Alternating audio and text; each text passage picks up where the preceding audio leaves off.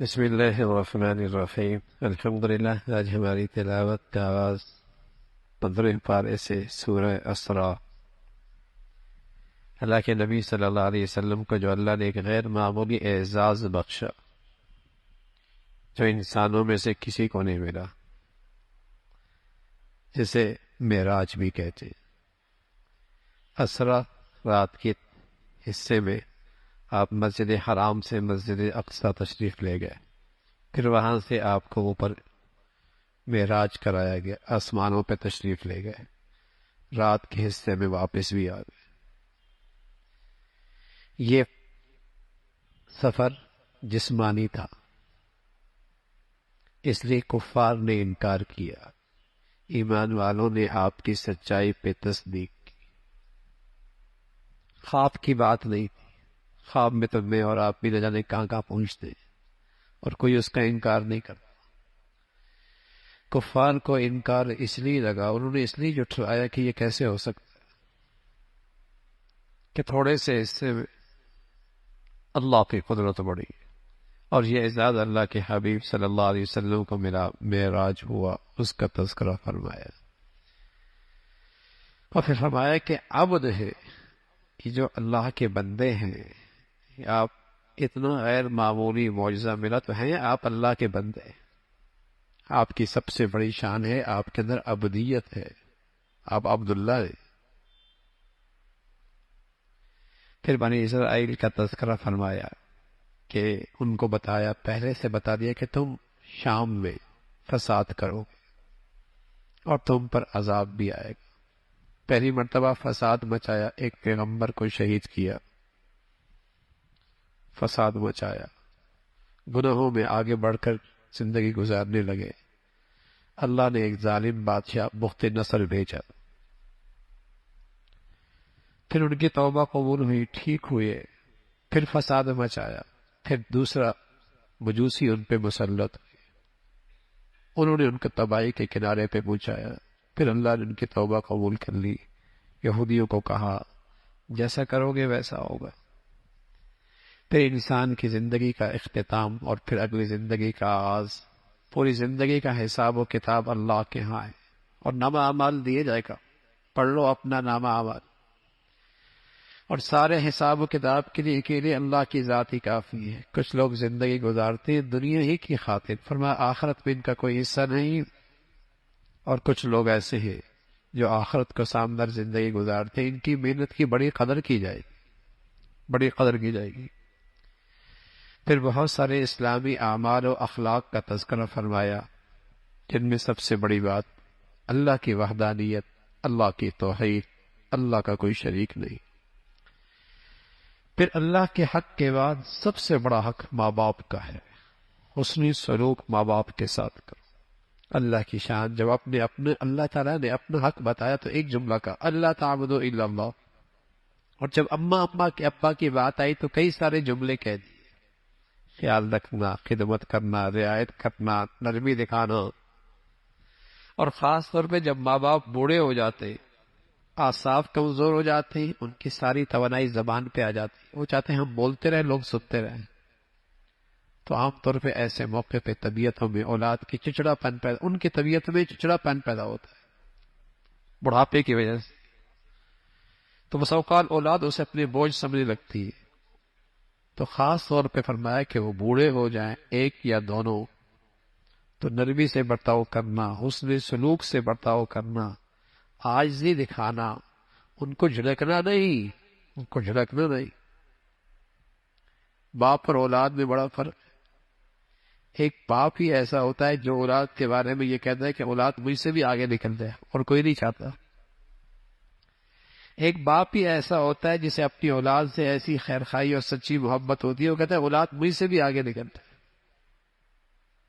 لیکن جوانی، گرم خون، جیب میں کچھ پیسہ، تو بس اوقات آدمی بھول جاتا ہے اپنا بچپنا، کہ اس کمزوری اور اس تکلیف میں ماں باپ نے اس کے لیے کتنی تکلیف اور مشقتیں اور راتیں کاٹی، دن گزارے، اس کی بے آرامی ماں باپ کی بے آرامی بن جاتی تھی، اس کی تکلیف ماں باپ کی تکلیف ہو جاتی تھی، اس کا دکھ ماں باپ کا دکھ بن جایا کرتا تھا۔ ماں باپ کے ساتھ حسن سلوک کی تلقین ہے، رشتہ داروں کو دینے کی بات ہے، یتیموں مسکینوں کا خیال رکھنے کی ہدایت ہے۔ بخل نہ کر، لیکن اسراف بھی نہ کر، بخل بھی نہ کرنا، اسراف بھی نہ کرنا، درمیانی چال چل، ایسا خرچ بھی نہیں کہ خود محتاج بن جاؤ، اور ایسا خرچ بھی بہت برا جس میں گناہ تمہارے دولت سے، تمہارے پیسوں سے گناہوں کو طاقت ملے اور اس کو فروغ ملے۔ اس کی مذمت فرمائی، نہ حق قتل نہ کر، اپنی اولاد فرمایا اپنی اولاد کو بھوک کے ڈر کی وجہ سے قتل نہ کر، زنا کے قریب نہ جانا، کسی کو نہ حق قتل نہ کرنا، وعدہ کرو تو پورا کرنا، عہد کرو تو پورا کرو، ناپ تول میں کمی نہ کر، تکبر نہ کرنا۔ اللہ نے جسم میں انگت نعمتیں دے رکھی، یہ سوال ہوگا، پوچھ ہوگا ان نعمتوں کے ساتھ کیا کیا ہے۔ پھر بتایا اللہ کے سوا اور کوئی نہیں۔ اللہ کی طرف مشرکین بیٹیوں کی نسبت کرتے تھے، اور میں اپنے لیے بیٹے پسند کرتے ہو، اللہ کے لیے بیٹیوں کی نسبت کرتے ہو۔ اللہ اپنے کلام میں، قرآن مجید میں مختلف انداز سے بار بار نصیحتوں کا انداز بدلتا، شاید کے بعد دل میں اتر جائے، شاید یہ اثر لے لے۔ کفار کہا کرتے تھے مر جائیں گے، مٹی ہو جائیں گے، ہڈیاں ہو جائیں گے، وہ سیدھا پھر کیسے زندہ ہوں گے؟ فرمایا ہاں وہ اللہ زندہ کرے گی۔ تم اپنے خیال میں کوئی مخلوق تصور کرو جو بہت بڑی ہو، اللہ اس کو بھی پیدا کر دے، اس ذات کے لیے کوئی مشکل نہیں۔ تمہیں کیسے پیدا کیا اللہ نے؟ تمہارا اپنا آغاز تو دیکھو نا، اپنے وجود پہ ذرا نظر تو رکھو، اس ذات کے لیے کیا مشکل۔ جنہیں تم پکارتے ہو وہ تمہارے حاجت روا نہیں ہے، مشکل کشا نہیں ہے، اور جب تمہیں مصیبت پہنچتی ہے کوئی تمہاری مدد کو نہیں آتا۔ کیوں؟ اللہ کی پکڑ سے امن میں آ گئے، بے خوف ہو گئے۔ اس کی پکڑ صبح آ سکتی، شام آ سکتی۔ اللہ تعالیٰ نے انسان کو عزت بخشی ہے، احترام بخشا ہے، مقام بخشا ہے۔ پھر اللہ کے نبی صلی اللہ علیہ وسلم کی طرف خاص طور پہ جو آپ کو اللہ نے تہجد کی تلقین فرمائی، قرآن کا تذکرہ فرمایا، اس کی تلاوت کی تلقین فرمائی، اس کا تذکرہ ہے۔ پھر روح اللہ ہی کا حکم ہے، نکل جائے تو یہ جسم کسی کام کا نہیں، اللہ ہی کا حکم ہے، اور نکل جاتا ہے اللہ کے حکم سے نکلتا ہے، آیا بھی اللہ کے حکم سے ہے، یہ اللہ کا حکم ہے۔ کفار آپ علیہ الصلوۃ والسلام سے بے جا مطالبات کیا کرتے تھے۔ آپ کی نبوت پہ ایمان تب لائیں گے جب آپ کوئی نہریں جاری کرتے ہیں، کوئی باغات آپ کے پاس ہونی چاہیے، کوئی فرشتے آپ کے ساتھ ہونے چاہیے، کوئی خط ایسا لکھ کے بھیجے جس کو ہم بھی پڑھ سکیں۔ اس قسم کے بے جا مطالبات، اس کا تذکرہ، پھر ان کی مذمت، پھر حضرت موسیٰ علیہ السلام اور فرعون کی نامرادی اور ہلاکت، اس کا تذکرہ فرمایا۔ پھر اللہ نے اس قرآن کو جو اللہ کے حبیب صلی اللہ علیہ وسلم پہ نازل ہوا اس کا تذکرہ فرمایا، اور پھر آپ دعا آہستہ بھی نہ ہو، زیادہ تیز بھی نہ ہو، جب آپ اکیلے ہو درمیانی بات انداز سے اللہ کو یاد کرے، اللہ کی تسبیح اور بڑائی کرے، اس کا تذکرہ فرمایا۔ پھر سورہ کہف ہے، آپ علیہ الصلوۃ والسلام نے اس سورت کی فضیلت بتائی ہے۔ مسلمان ہر جمعے میں اس کا اہتمام کرے، ایک جمعے سے دوسرے جمعے تک اللہ کا ایک نور ہوتا ہے جو اس کی حفاظت کرتا ہے۔ فتنہ دجالیت سے حفاظت ہوگی اگر اس کی تلاوت کریں گے۔ اس کی ابتدا میں اللہ کے کلام کی عظمت کا تذکرہ ہے، اور پھر اصحاب کہف کا تذکرہ ہے۔ چند نوجوان تھے، ایمان لے آئے، اور انہوں نے دنیا کے ہر مفاد پر اپنی ایمان کی حفاظت کو مقدم رکھا۔ انہیں لالچ دی گئی، ایمان سے دستبردار ہو جاؤ، عہدے مل جائیں گے، اقتدار، ایک عہدے مل جائیں گے، مادیت کے بہت سارے نقشے دکھائے گئے، انہوں نے کہا نہیں۔ انہوں نے ہر موقع پہ اپنی ایمان کی حفاظت ٹھان لی۔ وقت کے حاکم نے انہیں مہلت دی، دوسرے طور پہ پھانسی ان کے سامنے ہے، یا تو ایمان سے دستبردار ہو جاؤ یا پھر یہ پھانسی ہے۔ ان کے اپنے بھی قریب آئے، بڑے خیرخائی میں کہنے لگے کیوں اپنے پاؤں پہ کلہاڑی مارتے ہو، اپنی معاش کی فکر کرو، اپنے معاش کی فکر کرو۔ ایمان اللہ ہمیں بھی ایسا نصیب فرما دے۔ کہنے لگے جو ذات ہے ربنا رب السماوات والارض، جو زمین و آسمان کی مخلوق کو کھلاتا اور پلاتا ہے وہ مجھے بھی پال لے گا۔ سب سے بڑا آج دنیا میں معاش مسئلہ ہے، اور ہر فتنہ معاش کی معیشت کی سواری پہ سوار ہو کے آ رہا ہے۔ اس نے مسلمانوں کی بیٹیوں کی حیا لے لی، نوجوانوں کا شباب لے لیا، عزت لے لی، آبرو لے لی، ایمان لے لیا۔ کیوں؟ معاش، معیشت۔ اگر یہ مسلمان کا یقین ہو جائے پالنے والا تو اللہ ہے، کیا اس نے ماں کے پیٹ میں نہیں پالا؟ تو زمین و آسمان کے پیٹ میں پالنا اس کے لیے کیا مشکل ہے؟ تم نے کون سی صلاحیتوں کا مظاہرہ کیا جس ذات نے تمہیں اندر زندگی دی اور زندگی کے اندر غذا بھی دی اور تمہیں توانائی بھی دی؟ تم دنیا میں آئے تو ہر طرف تمہاری محبت دلوں میں پیدا کر دی۔ ماں بعد میں کھاتی ہے، تمہیں پہلے کھلاتی ہے، اور بعد میں آرام کرتی ہے، تمہیں پہلے آرام دیتی ہے۔ یہ کس نے انتظام کیا ہے؟ ربنا رب السماوات والارض۔ ان نوجوانوں نے کہا ہمارا رب ہے جو زمین و آسمان کو کھلاتا ہے، ہمیں بھی کھلائے گا۔ معاش، معیشت بڑا مسئلہ ہے۔ آج مسلمانوں کی پاؤں کی زنجیریں یہی تو معیشت بنی ہے، اس لیے تو کہ غلامیت کی دلدل میں ڈال دیا ہے۔ اگر ان کو اللہ کی ذات پہ اعتماد اور یقین ہوتا اور اس کی مان کے چلتے تو آج ذلت اور پستی نہ ہوتی۔ تو ان نوجوانوں نے کہا ہمارا رب کھلائے گا، جس نے سمندر کی تہ میں مچھلیوں کو کھلاتا ہے، اڑتے ہوئے پرندوں کو کھلاتا ہے، بلوں میں رہنے والے چمٹیوں کو کھلاتا ہے، ہمیں بھی کھلائے گا۔ چٹان کے اندر کیڑا ہے وہ بھی غذا لیتا ہے، اس کی زندگی کا اہتمام بھی اللہ کرتا۔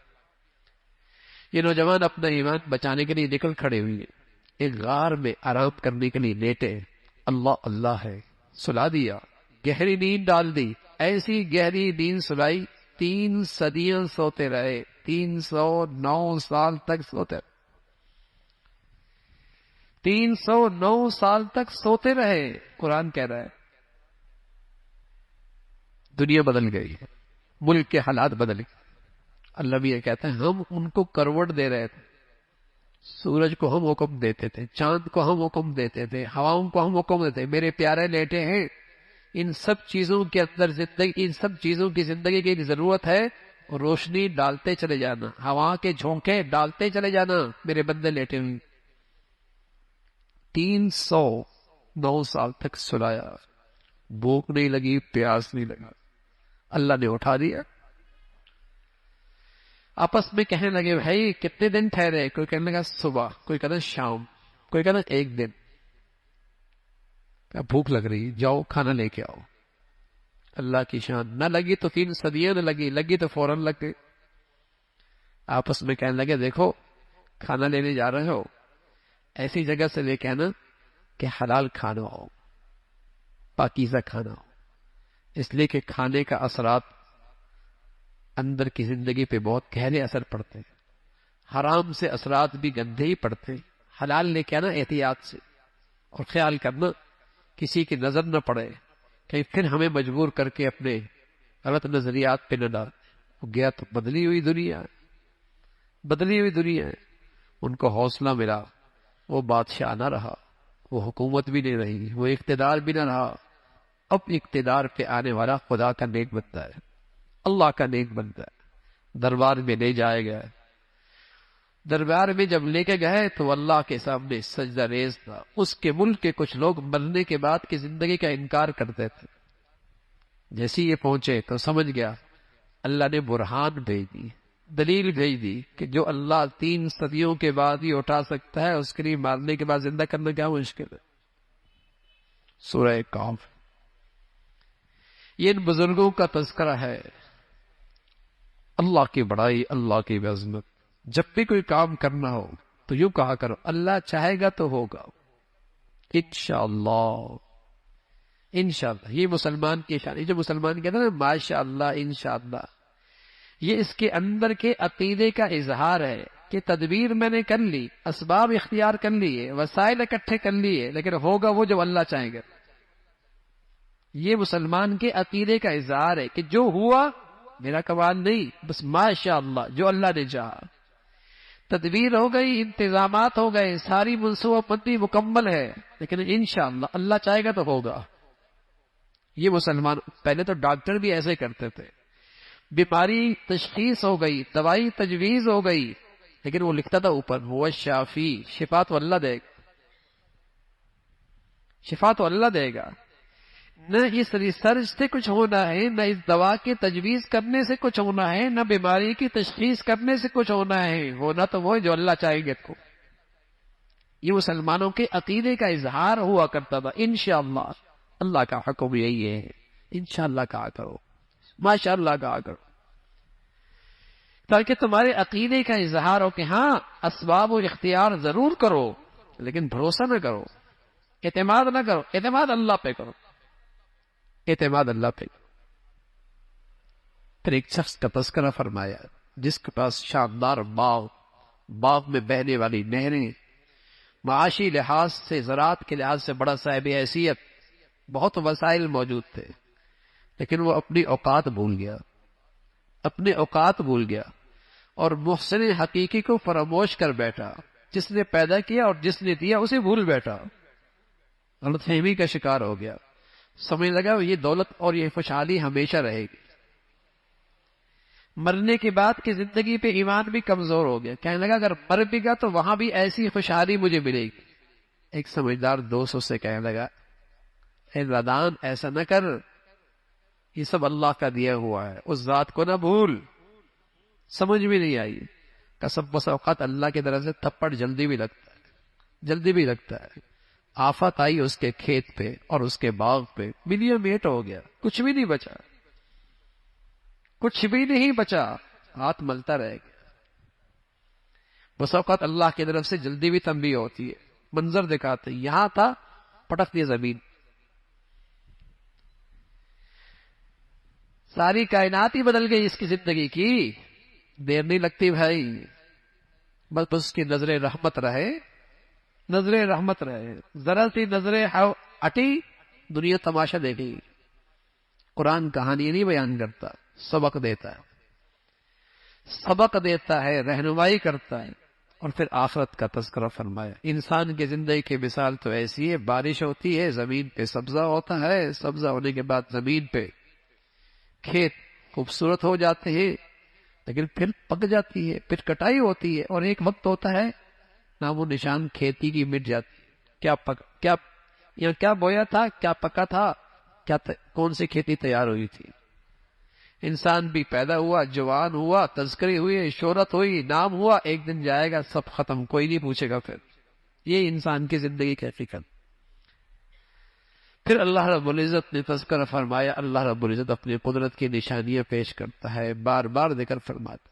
پھر حضرت موسیٰ علیہ السلام کا خاص تذکرہ، جب انہیں پتہ لگا کہ سمندر کے کنارے ایک بزرگ ہیں، اللہ کے خاص بندے ہیں، حضرت خضر ہیں، جن کے پاس وہ علم بھی ہے جو موسیٰ علیہ السلام کے پاس بھی نہیں، تو تلاش کرنے نکلے، سمندر کے کنارے پہنچے، ملاقات ہو گئی اس اللہ والے سے، اس بزرگ سے، خضر سے، درخواست کی کہ میں کچھ دن آپ کے ساتھ رہنا چاہتا ہوں،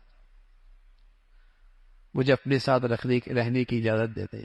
حضرت خضر علیہ السلام نے قبول فرمائی، لیکن شرائط لگائے ہیں، ٹھیک ہے بھائی، جو دیکھنا سوال نہ کرنا، جو بھی دیکھنا سوال نہ کرنا، خاموش ہونا۔ حضرت خضر علیہ السلام نے یہ بات کہی تو حضرت موسیٰ علیہ السلام نے قبول کر لی۔ وہ جانتے تھے اللہ کا نیک بندہ کوئی غلط تو کرے گا نہیں، تو قبول کر لی، ٹھیک ہے ساتھ رکھیے، اپنے ساتھ رہنے دیجیے، سوال نہیں کروں۔ اللہ کی شان، کشتی پہ سوار ہوئی ہے، اور کشتی والوں نے کرایہ بھی کوئی نہیں دیا، لیکن حضرت خضر نے اس کشتی کا ایک تختہ نکال دیا، ایک تختہ نکال دیا۔ اب موسیٰ علیہ السلام سے خاموشی کہاں برداشت ہو، اس نے احسان کیا اور ہم نے نقصان کر لیا، اس نے کرایہ بھی نہیں دیا، احسان کیا اور ہم نے نقصان کر دیا۔ بول پڑے یہ کیا ہے، کہا نہیں تھا نہیں بولنا، کہا معاف کر دو، اب نہیں کروں۔ آگے گئے، اللہ کی شان، ایک بچہ کھیل رہا تھا، اس کی گردن اس کے جسم سے جدا کر، موسیٰ علیہ السلام کے بعد جو شریعت کا علم تھا اس کے مطابق تو یہ سمجھ میں نہیں آیا، فوراً سوال کر لیا یہ کیا کیا آپ نے؟ بے قصور بچے کی جان لے دی، اس نہتے بچے کی جان لے دی. کہا نہیں تھا کہ آخری موقع ہے، ایک مہلت اور دے دے. اللہ کی شان، ایک دیوار کے پاس پہنچے، ایک بستی میں پہنچے، کھانا نہیں پیش کیا، بڑے بے مروت تھے. اس سے واپس نکلنے لگے تو حضرت موسیٰ علیہ السلام سے خضر نے فرمایا دیوار گر رہی ہے، اسے کھڑا کرنا ہے. مزدوری کرتے ہیں، پتھر اٹھاتے ہیں، اس دیوار کو ٹھیک کرتے ہیں. حضرت موسیٰ علیہ السلام پھر بول پڑے، یہ کیا اتنے بے مروت، اور پھر ان کے ساتھ احسان. فرمایا ھذا فراق بینی و بینک، اب تمہارا ہمارا جدائی. لیکن جانے سے پہلے آپ کو یہ بھی بتا دوں کہ ان تینوں کی وجوہات کیا تھی. جہاں تک وہ کشتی کا معاملہ تھا، حضرت خضر کے پاس وہ علم تھا جو فرشتوں کے پاس تھا، تکوینی علم تھا، تکوینی علم تھا. اور حضرت موسیٰ علیہ السلام کے پاس شریعت کا علم تھا، ان کے پاس تکوینی علم تھا فرشتوں کا. وہ جو پہلا مسئلہ ہے کشتی کا، اس میں ہم ساتھ احسان کیا تھا، ہم نے بھی احسان کیا، اس لیے کہ آگے ایک ظالم بادشاہ تھا جو کشتی بے عیب ہوتی تھی وہ چھین لیا کرتا تھا. اس کو عیبدار کر دیا تاکہ اس کی مزدوری چلتی رہے، تاکہ اس کی مزدوری چلتی رہے. وہ بچہ وہ ماں باپ کے لیے فتنہ بننے والا تھا اور ان کے ایمان کے لیے خطرہ بننے والا تھا. اللہ کی چاہت ہوئی اللہ اس ماں باپ کو نیک اور صالح اولاد اس کے بدلے میں دے دے، اس لیے اللہ نے یہ فیصلہ کروایا. جہاں تک تیسری بات ہے دیوار کھڑی کر دی. اس دیوار کے نیچے یتیم بچوں کا خزانہ تھا، گر جاتی لوگ مال لوٹ لیتے. جوان ہو گئے اپنے مال کی حفاظت کر لیں گے، اللہ کی طرف سے حکم آیا ان کی حفاظت کر لو. ان بچوں کے کیا خوبی ہے؟ یتیم تو دنیا میں اور بھی بہت رہتے ہیں. جواب دیا کان ابوہما صالحا، ان کے ماں باپ بڑے نیک تھے، ان کے ماں باپ نیک تھے. تو یہ واقعہ، یہ 3 واقعے ہیں، لیکن بہت کچھ آپ کو سمجھ میں سبق ملا ہم سب کے لیے کہ بس اوقات ظاہر کچھ اور ہوتا ہے لیکن اس کے پیچھے اللہ کی حکمت مصلحتیں کچھ اور ہوتی. ظاہر ہم کچھ اور دیکھتے ہیں لیکن اس کے پیچھے جو اللہ کا نظام چل رہا ہوتا ہے اس میں بڑی حکمتیں اور مصلحتیں ہوتی ہیں. اور ساتھ یہ بھی بتا دیا کہ اگر ماں باپ نیک ہو تو اللہ ان کی اولاد کے رزق کا انتظام ماں باپ کی نیکی کی برکت سے ان کے مرنے کے بعد بھی اس کا انتظام کر لیتے ہیں. ماں باپ کی نیکی کا اثر اولاد تک جاتا ہے. نیک تھے نا، اللہ نے نبیوں کے ذریعے ان بچوں کی خدمت کروائی، اس کے اثرات اللہ ان کے رزق کا انتظام فرماتے ہیں. اللہ رب العزت عمل کی توفیق نصیب فرمائے.